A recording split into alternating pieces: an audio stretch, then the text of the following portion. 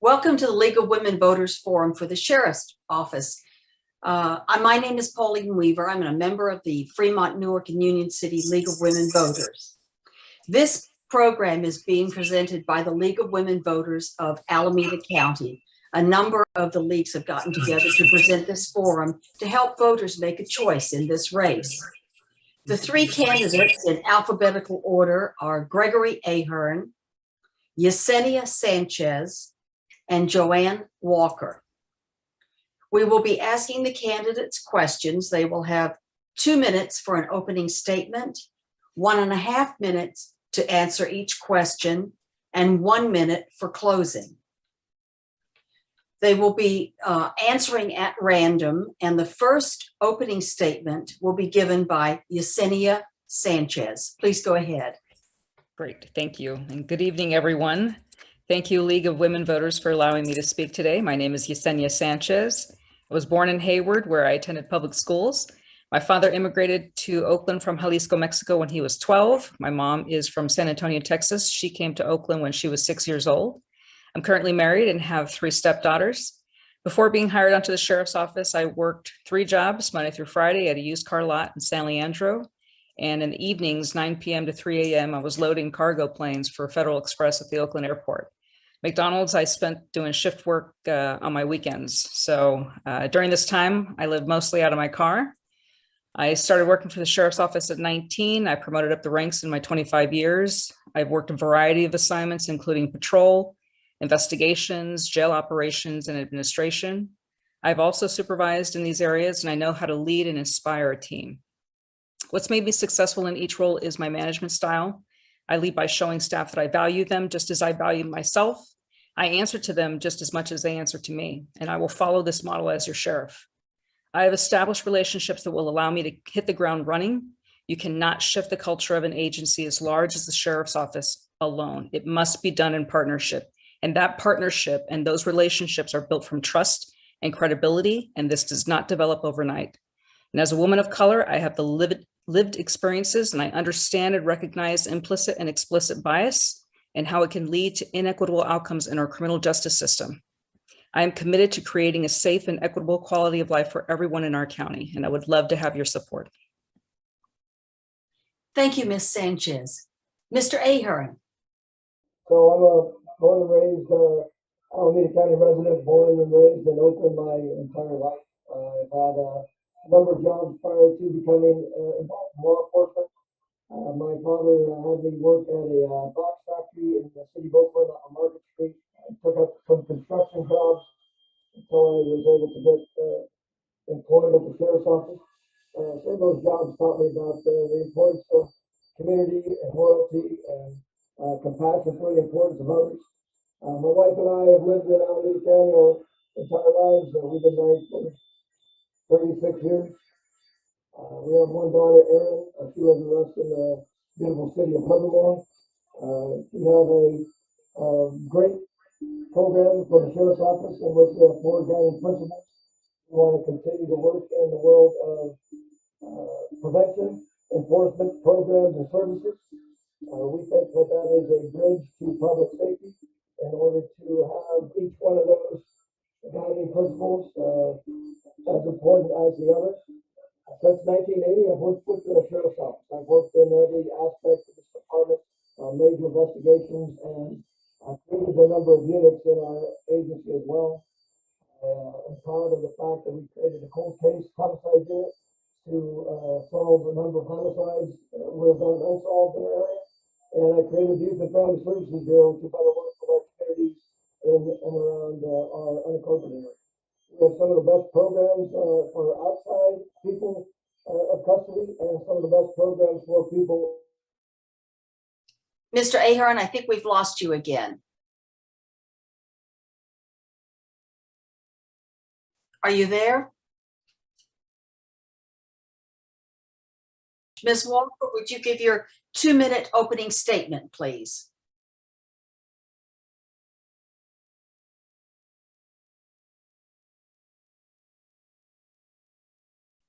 I want to thank the women.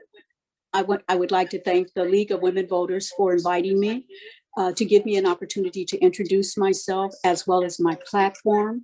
I am a 40-plus year resident of Alameda County, a 26-year law enforcement veteran, as well as an adjunct professor of more than 27 years at California State University, East Bay.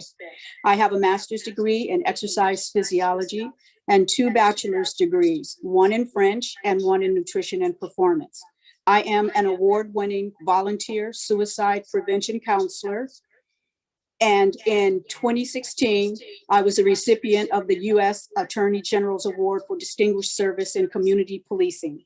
My law enforcement career includes working as a terrorism liaison officer, community relations unit liaison, station keeper, field training officer, peer support counselor, academy instructor, captain, problem-solving team member, and a liaison for Healthy Streets operations. I have developed and conducted training for law enforcement professionals in hate crimes, tactical communications, and crisis support suicide prevention. I have a certificate of achievement from the Robert Priestley Institute of Criminal Investigation, Focus, Domestic Violence. I'm a graduate of the Master Instructor Development Program, Focus, Police Response to Emotionally Disturbed Persons. And the MIDP program allows me to develop training for law enforcement throughout California. My education, training, and experience with crisis support and crisis prevention gives me a unique perspective regarding what residents in Alameda County want from our Sheriff's Department. A great deal of work is needed to reduce crime while also building public trust effectively. My 26-year career has given me keen insight into strategies that work versus strategies that look good on paper. Thank you very much.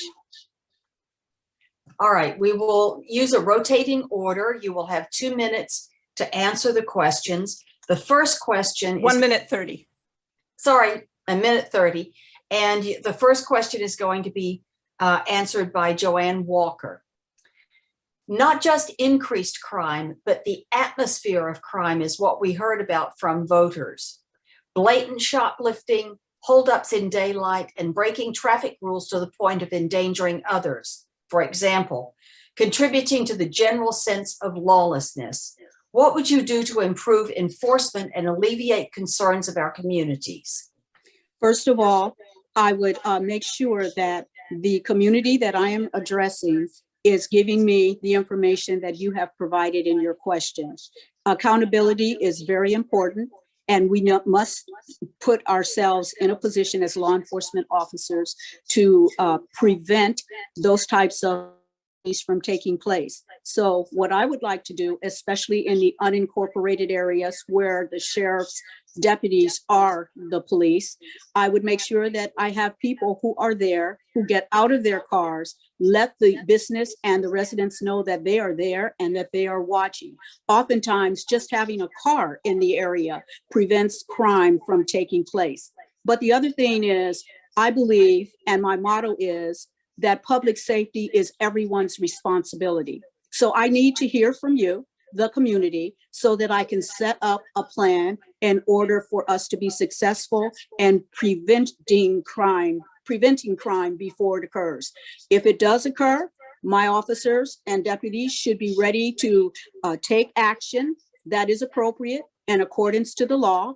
And then we need to go through the full range of opportunities so we can de-incentivize those people who are committing crimes from doing so. So for young people, it's diversion. It's understanding what's driving it. What is the trigger? What can we do to prevent those triggers from having such an effect on someone that they decide this is the way they want to go? Thank you. Mr. Ahern. Can you hear me now? Yes.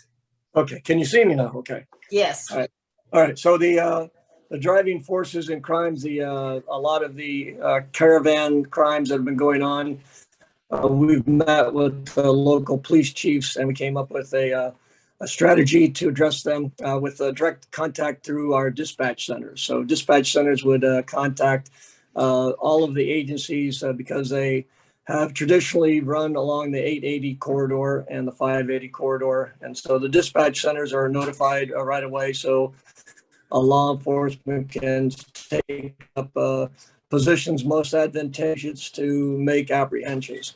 We've utilized our license plate readers and our TAS systems on our vehicles to identify the suspicious vehicles that are involved in those type of activities.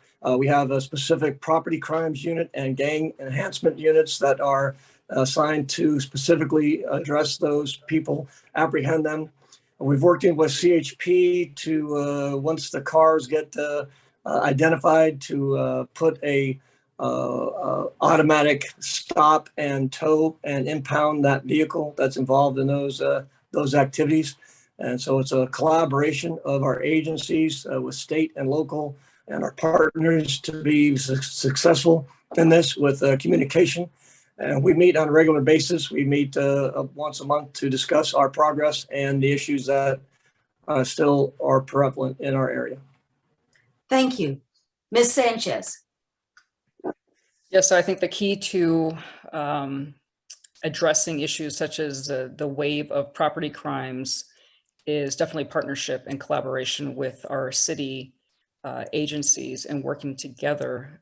I believe that there are efforts that can be made in developing a task force to address these crimes, and especially when it comes to gun crimes, those definitely, and the fact that there are crimes being committed with firearms, we definitely have to pull together a task force to address these issues in our areas. And we can do more with working in partnership and in as a team, because I think that we are all suffering staffing shortages, and if we can pull together our resources in a task force fashion, we can address these issues that we're all suffering to some degree together. And it definitely does require collaboration between the agencies, but also working with the DA's office to make sure that they are charging these crimes and people are being held accountable for these crimes.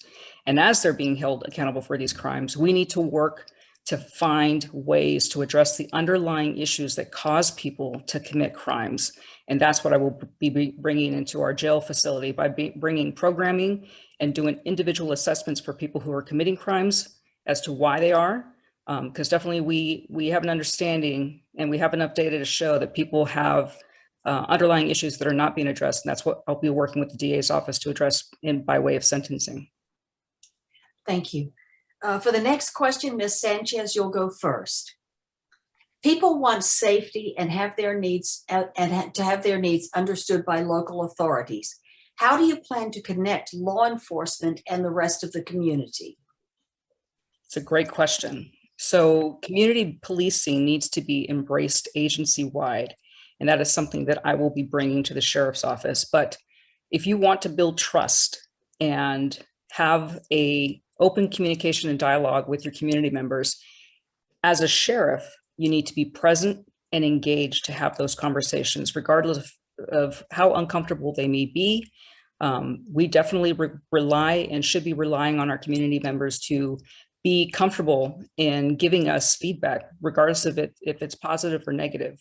And I will be present and accessible in our communities, all of our communities within the county, to make sure that they know that I am there to listen to their concerns and that I will allow them to have a voice, because that's definitely something that we are here for. We provide service to the community. And so therefore, the community should have some input as to how we provide policing in their communities and be open to their concerns and have them be a part of some of our solutions and what we bring forth.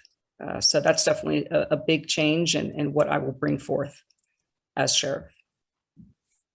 Ms. Walker. Yes, would you repeat the question, please? Sure. People want safety and to have their needs understood by local authorities. How do you plan to connect law enforcement and the rest of the community? Okay, I plan to do so by making sure that the community knows that my office is open. That includes my officers. So what it means to me is that I need to reach out, let the community know that I am available to them, and I would use technology to do that. So there's Zoom meetings, there are town hall meetings, there are places that I can go to make an appointment, or to make sure that I invite everyone to whatever it is that I'm involved in, and I make it a point to go out to things that are happening in the community so that the community members know that I care enough to show up. I think the other thing is that you have to let people know that their voice matters, their voice counts. So having our community-oriented or our community-based organizations involved, regular people in the community, perhaps having an advisory board full of community members so that they get an opportunity to share with me what is going on in their community so that I can understand what is happening in order to set up a plan to make sure that they're included and that we can develop sustainable solutions. It is definitely a partnership, and community-oriented policing has worked for me for 26 years. For about 20 of those years, I have been an officer who didn't have a partner. So community-oriented policing works, and I have been very successful, and nobody has gotten injured. Thank you. Mr. Ahern. Yes, thank you very much. The most important thing that we need to do is build public trust and confidence in the work that we do. We've addressed that through a number of ways. Every month we have a Sheriff's Advisory Committee meeting in the unincorporated area of Alameda County, where the community is invited to participate in our agenda that we put on for them every month. We take a topic that's most important and prevalent. We talk about ghost guns and fentanyl use in our area.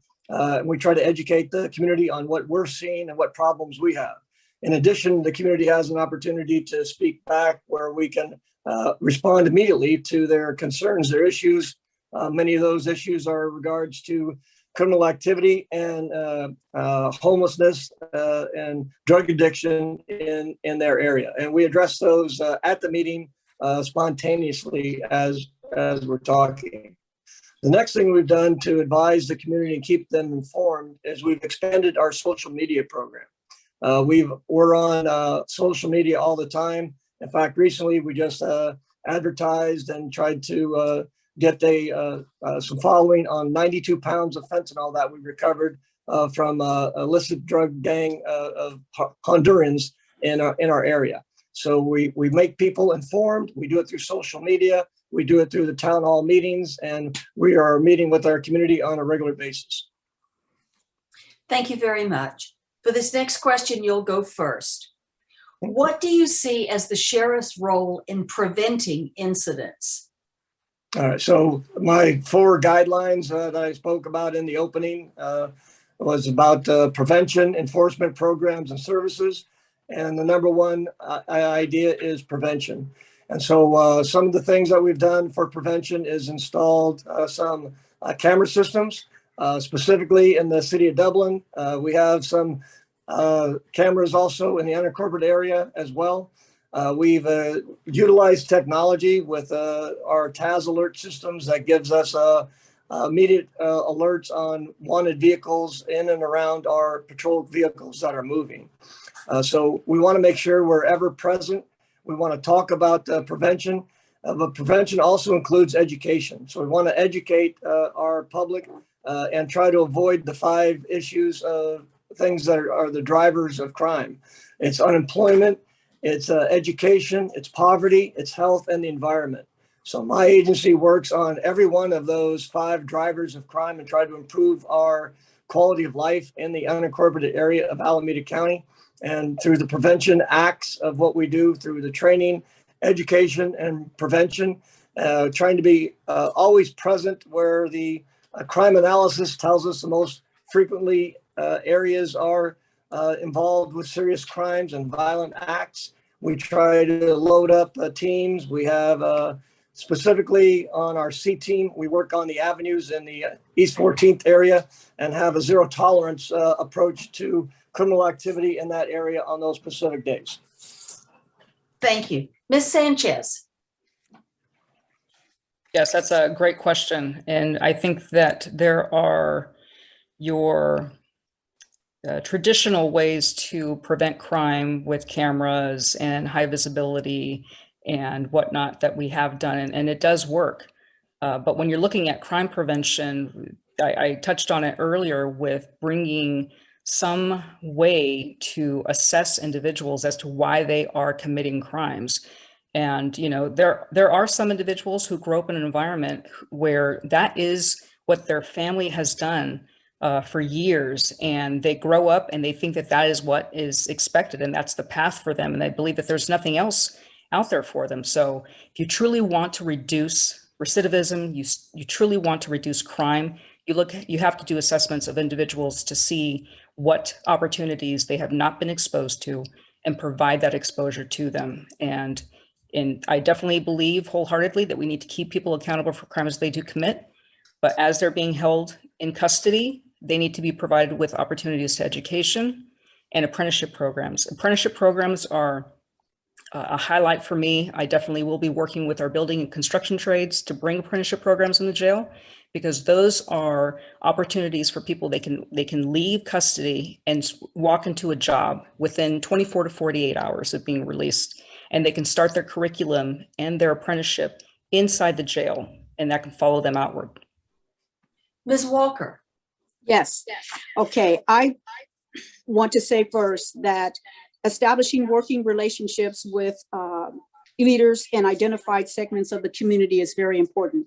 Community members don't want to see the police or sheriff when there is a critical incident. They want to see and develop trust or build a relationship prior to an incident where we have to come in and perhaps use force or dictate to them what they should and shouldn't do.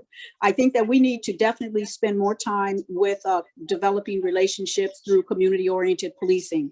When people are out of custody, they need to know that we're not warriors. We are guardians, and we are there to help them. We're there to provide a better law enforcement service by understanding what is going on in that community. For me, it's about officer wellness as well as community wellness. So I need to make sure that my officers are equipped, that they are have been given all the tools that they need in order to do the best job possible. I need to check in with my officers to make sure that if there's something going on in the community, that they communicate it to me so that we can work together to solve problems. I also need the community to know that we're here to do what we can to help people to become better folks. So if we're dealing with young people, we need to go to those schools. We need to invite them into the sheriff's department. We need to give them opportunities to contribute to what we have going on that is positive for them. That happened to me in the community with officers who care. Thank you. Thank you. For this next question, you'll be going first. Many respondents express concerns about conditions in local jails with a focus on the physical and mental health of inmates. What will you do to improve general conditions and treatment in our jails? I am a person who has been working with crisis support services in Alameda County for about 10 years. This is really a stickler for me because since 2014, 56 people have died in that jail, and I've spoken to a few family members of surviving family members.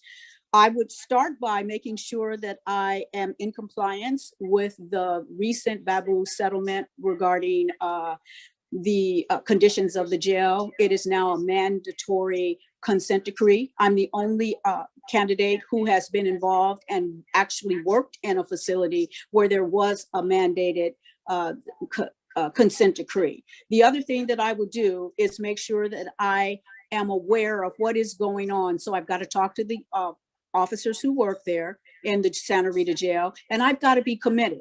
It is not right to be involved in a facility where you've been there for 25 years and these problems are still going on, and they're so bad that the federal government had to become involved. So I would stick with what the 110-page settlement says. I would get the community-based organizations to come in and help. If they need counseling, if they need wraparound services, we need to make sure we develop a program so that we can get them what they need so that they can come out of Santa Rita jail and have a life. They shouldn't be dying in that jail because we didn't cover Title 15, which is the minimum standards of care for a person who is in custody. Thank you. Thank you, Mr. Ahern. Yes, Our jail is not horrific. It's one of the best big jails in the nation. We're very proud of the programs and services we have at the jail. We have more services and programs within the jail facility than almost any other California State jail facility. And we have great success with our vocational programs that we've recently started. And we have employment for them right out the door. We're working with the concrete companies and labor unions right now and are making agreements to give those people employment.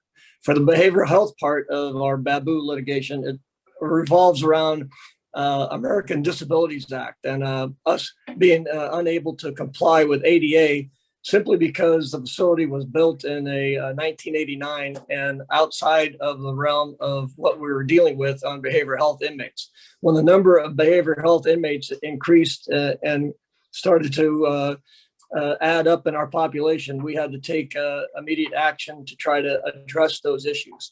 The behavioral health is managed through Adult Forensic Behavioral Health, and that's the Department of the County Health.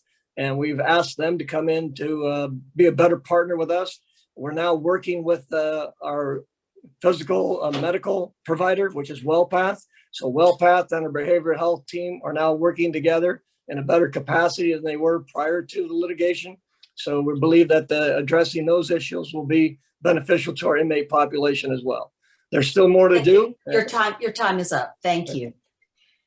Ms. Sanchez. Yes, so the jail has long been considered a lesser priority than our law enforcement services and contracts for law enforcement services. For years, staffing at the jail has been depleted and staffing other duty stations has been prioritized. And after a period of time, you exhaust the staffing levels at the jail. And so that's where we're at. As sheriff, I will make sure that services provided in the jail are a priority. I will make sure that staffing at the jail is prioritized. Staff are valued and that they have the tools that they need to be successful. When it comes to our mental health provider, our AFBH team, Adult Forensic Behavioral Health team, we do work in close partnership with them, and we will work towards the obligations that we have in our consent decree. And that's a consent decree that I walked into being promoted to division commander in April of 2020. I walked into the negotiation process of the consent decree, and I am actively working through a consent decree as set forth this year. So I am committed to working with our justice partners to divert those who are suffering from mental health illness and or substance abuse away from incarceration.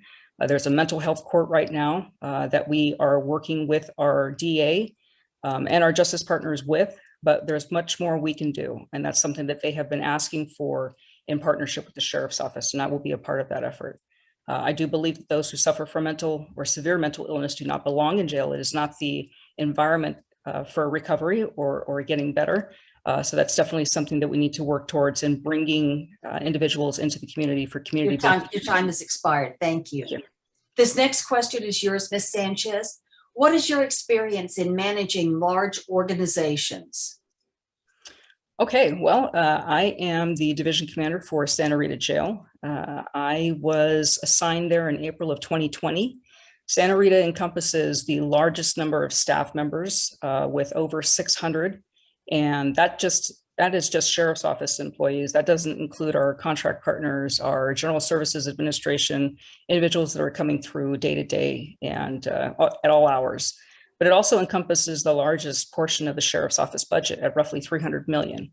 So I definitely have a lot on my plate, and especially walking into the facility during a pandemic and working with our county partners and our medical provider, as well as our mental health services team, to make sure that there were safety protocols and measures taken to avoid multiple outbreaks or the number of people impacted by the pandemic in the jail. And so we're at a very good spot right now, and I knock on wood whenever I get to it, but it definitely takes partnership and communication to work together to provide services in the jail and provide them safely. So I definitely have managed a number of other units outside of the jail before being assigned. I was managing the Glendyre jail before it closed back in 2015. That is the second jail that we had that we no longer, it was shut down in 2019. But I definitely have some management skills, and I've taken a number of leadership courses to Your allow time me. has expired. Thank you. Thank you. Ms. Walker. Yes, I would like to say, first of all, that I am not a manager, but the skills that I have learned as an instructor at Cal State East Bay are transferable. The skills that I've learned as a 26-year law enforcement officer are transferable. And I'll explain it like this. On my platform, ARC is what I use. A is for accountability. R is for reform of the criminal justice system, and C is for community. Community-oriented policing is what is needed to build trust. That starts from the inside, and the principles that are used for both are basically similar. You have to have policies and procedures that are appropriate. There needs to be adequate supervision. There needs to be oversight of what is happening with the budget and how we are using our money to facilitate the things that we feel are important. If only 5% is used for discretionary spending, then I need to take a look at what's happening in the jail and what's happening in the I'm sorry, I have something in my ear. I'm hearing that back feed. If I see that something is going on in the organization, I need to be the leader who takes some sort of action. And so that is based on the information I'm getting from those who work there, the board of supervisors, those people in the community who are screaming for us to deliver services differently. Thank you. Mr. Ahern.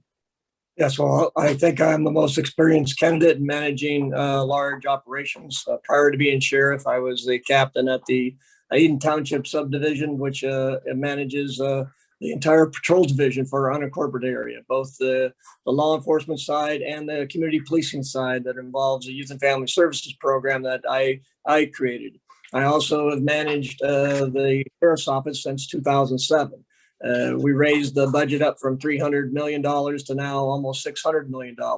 In that $600 million, I was able to bring in over $160 million in revenue for the county to reduce the net county costs for the processes and services we provide for Alameda County. Another program I managed was Urban Shield. It was the largest training event in the United States of America for law enforcement, police, fire, and rescue teams. No other entity has ever managed something that got such recognition throughout the nation, and in fact from around the world, where we had people come in from multiple nations to get the training that we provide. So I have experience in the management field. I've run major organizations.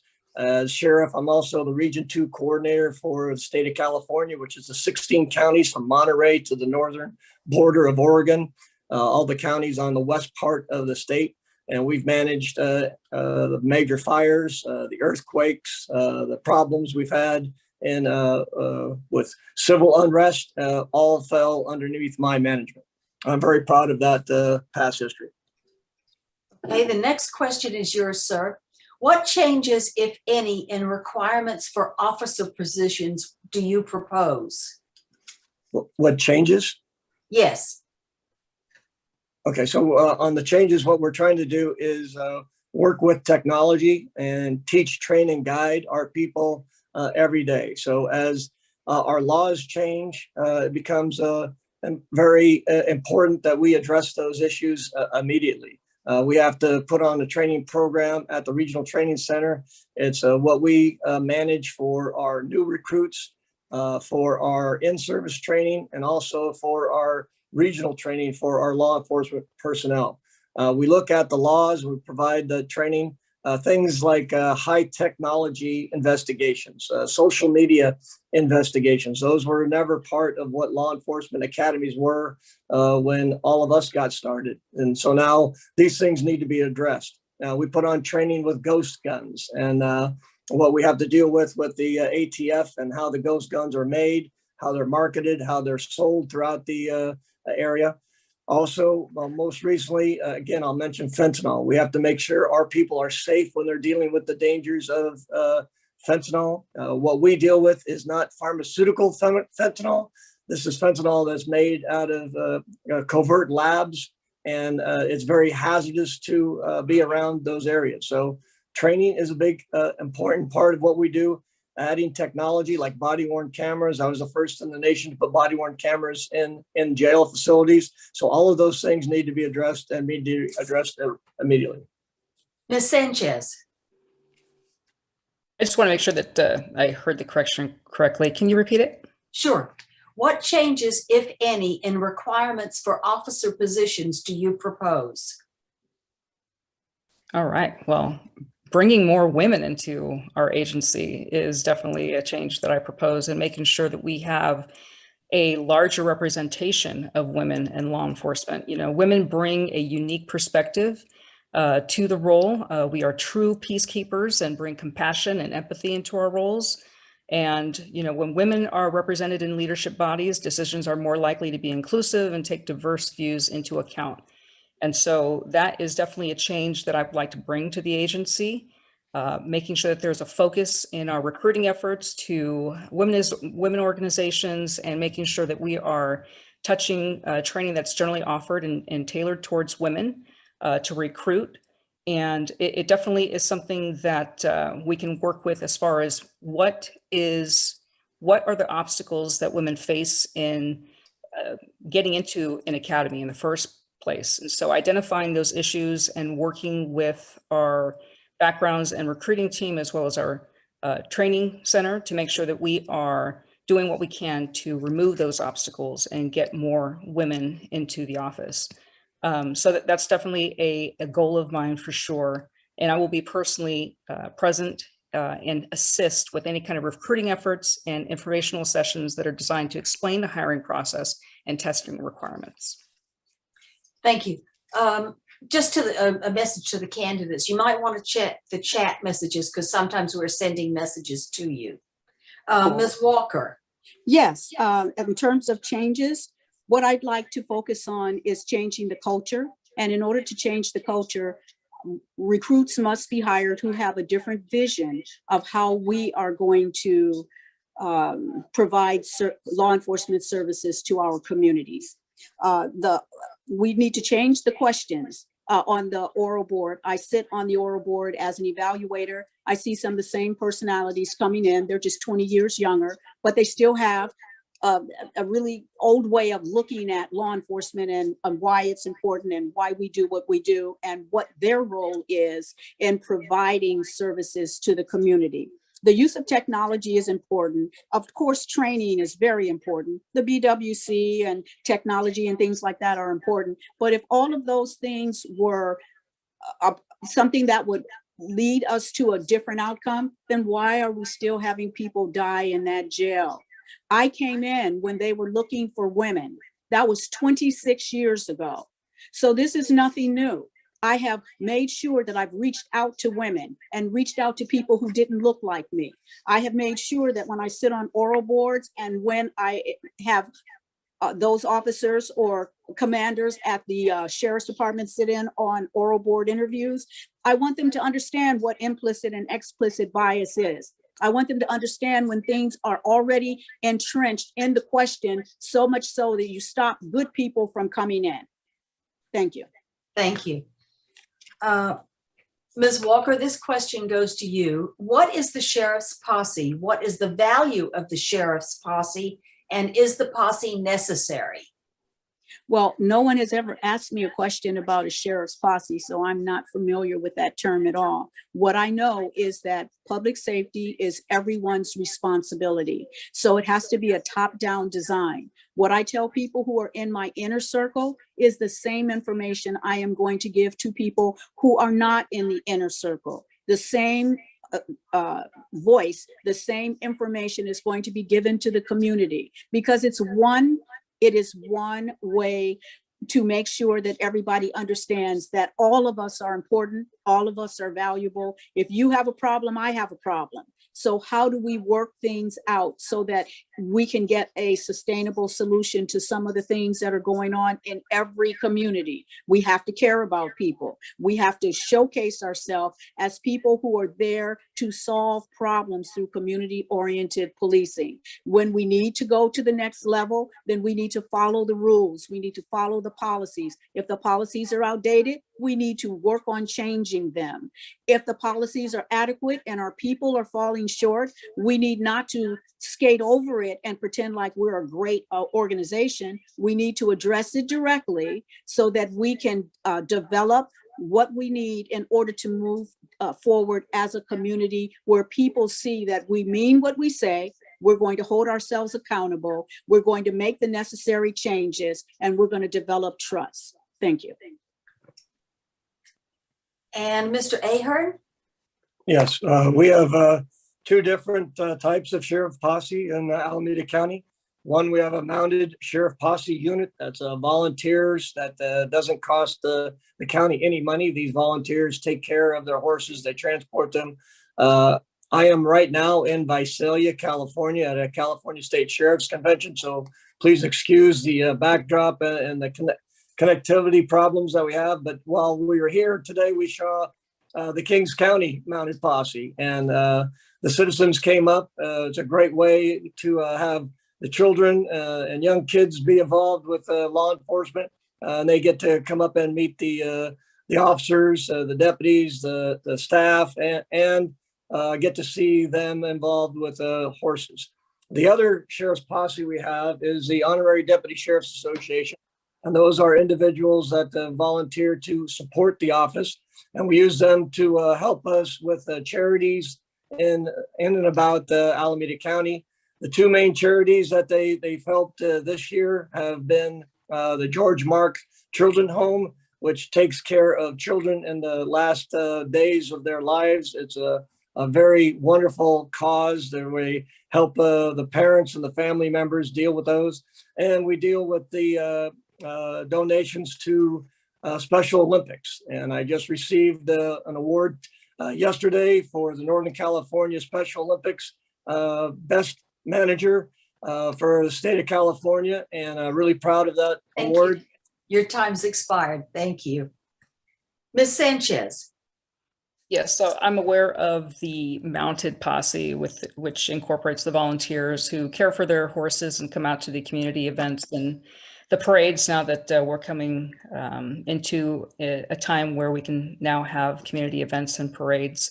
So they are definitely a great addition. And being that we have individuals who are committed to, coming out and volunteering to give, the kids something to watch and be a part of is great. The other posse was unaware that, the Honorary Deputy Sheriff's Association was referred to as a sheriff's posse, but I know that there are events and they definitely do contribute to good causes such as the George Mark Children's House and whatnot, but for any other purpose, not really too involved as to what else they do for the sheriff's office or for the benefit of the communities, other than to provide donations to some of those causes.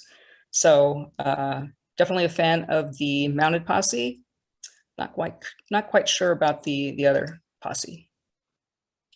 Thank you. I think we have time for one more question before we go to our closing statements. Ms. Sanchez, you'll be first for this. What would you say to Alameda County residents who would like to carry firearms to defend themselves against violent crimes such as robberies, rapes, and kidnappings? Yeah, so there definitely is a calling for those who, especially business owners, to carry concealed carry weapon. And those permits are issued by the sheriff's office for Alameda County. And so there's a number of requirements that are definitely set forth by the state, and as far as who qualifies, but there's definitely some subjectiveness to who has what they call good cause. And so I am unsure, because the sheriff ultimately makes the decision on who is considered to have good cause to be able to receive such a permit. But it'll definitely be something that it should have heavy scrutiny. But I do believe that there are individuals who can carry a CCW. They definitely engage in with their businesses. They have high value. We'll say, for example, diamonds they may be transporting to and from their store or where they purchased them from. So they definitely would have a good cause and it's reasonable, but it also goes to, making sure that their background is clear. There's no issues, with regard to mental health issues or whatnot, because we have to be responsible on who is allowed to carry. So definitely a good, strong background check. But definitely it has to be something that there would be good cause to issue one. Ms. Walker. Yes, what I want to say is I do have some personal experience with this because sometimes people call in and the San Francisco Police Department and want to know if it's okay for them to carry. One of the things that is very, very important is that they understand the process for obtaining a permit. They've got to go and get the training that's necessary. They've got to complete the training. They've got to get the certificate. They've got to show that they are responsible. They have to meet the state requirements. And good cause is something that is a little bit more than just quote unquote self-defense. There are some studies that show that when there is a firearm in the home, more than likely people will use that firearm instead of attempting to de-escalate the situation through communication skills, understanding, walking away, understanding that you don't control everything in life. You can't control what other people think or feel, but if you give yourselves time to cool down, maybe you guys can come to a consensus and decide, okay, we can work this out.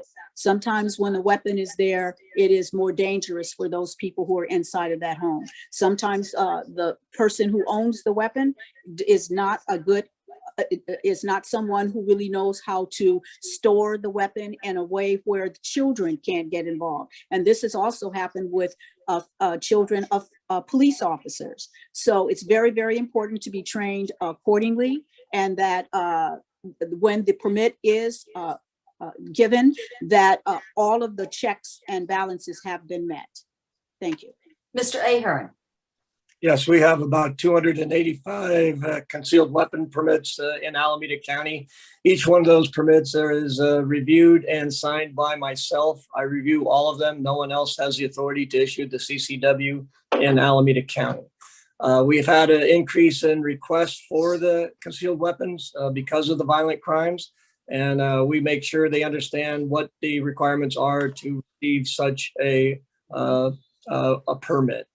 In our background checks, we do a thorough background check of each and every applicant. We do neighborhood checks. We do a home inspection. We see where they're going to store the weapon. You have to store the weapon lawfully out of the reach of children and have it locked in some type of a lock box or a chain lock. Gun lock is what they refer to them as. The background check that we do also requires them to have a psychological exam. I'm one of the only sheriffs in the state of California, if not the only, that requires such a psychological exam prior to issuing the warrant, the CCW. And we also provide training for the people when they do acquire their weapon. They're only registered a gun that we can inspect and make sure it's safe. After we provide the training, we then allow them to qualify with a qualifying range score, so we can show that they have some firearm awareness and security for that weapon. So it's a very restrictive a number of people in the county of 1.6 million. Thank you. But it's your time's expired. We'll now go to our closing statements, and we'll go in the opposite order that we did for the opening. The first closing statement for 1 minute will be given by Ms. Walker. Thank you very much. Thank you for having me again. I want you to know that with Joanne Walker, you're going to see change. Change must be voted in. It is not easy. It is uncomfortable. It requires the change agent to have a different vision of law enforcement services and how those services are paired with community resources. I represent the change Alameda County needs. I look different. My life experiences and training are different. The differences are neither good nor bad. They simply allow me to envision a different future for Alameda Sheriff's Department. We need to make some changes in that jail. We need to make some changes in the way we provide services to the community. These longstanding problems are not new. The two that are here before you have had at least 25 years an opportunity to make the changes that we're all talking about today. I think it is time for a new person to come in and make some changes in a way where everyone can benefit. Thank you. Ms. Sanchez. All right. Well, I believe a grassroots campaign such as mine can defeat a long-seated, never opposed sheriff. I'm the only candidate to receive the endorsement of the California Democratic Party and the Alameda Labor Council. I've earned the endorsements of several other Democratic clubs as well. But other notable endorsements include Senator Wachowski, Assemblymember Bill Quirk, Assemblymember Mia Bonta, Board of Equalization member Malia Cohen, BART Director Latifah Simon, Supervisors Brown and Valle, also former Senator Lonnie Hancock, the mayors of Alameda, Albany, Berkeley, Emeryville, and Oakland, and then city council members from these cities, as well as Fremont and San Leandro. This speaks to the leadership in the cities as to where their support lies and who they know can affect the changes that are needed in the agency. All of you have an opportunity to make a difference and be a part of history, and you will have a hand in bringing Alameda County its first Latina sheriff. And I would be honored to have your vote, and thank you for your time. Mr. Ahern. Yeah, thank you very much. We really do enjoy having the opportunity to say the great work that we're doing at the Alameda County Sheriff's Office. I'm very proud of the work that gets done in our Sheriff's Office. I'm proud of the men and women that do this great work. And it's really hard for me to listen to people criticize the great work that they do, because very few people are brave enough or courageous enough to step out and do the work that they do, both in the jail, in the courts, in the coroner's bureau, and on the streets of the unincorporated area.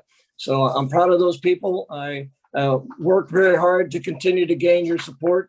We've been able to address the homelessness issue in our area, working on the 5 drivers of crime. We've helped with the environment. We have illegal street dumping cleanups. We've assisted Supervisor Miley. So I'm really proud of the work that we do. We'll continue to do great things. We have a youth and family services program that just has a state award winning national state championship in soccer. Great things going on, and we can continue it. Your time has expired. I'm sorry to say. Thank you. Thank you to all 3 of you for participating in this forum. We appreciate it. For those of you who are observing, would like more information about the candidates, about voting, go to votersedge.org. It's sponsored by the League of Women Voters, and take a look at that. Remember to vote on June 7th. Remember that democracy is not a spectator sport. And this ends the forum. And thank you for each and every one of you for observing this. Good night.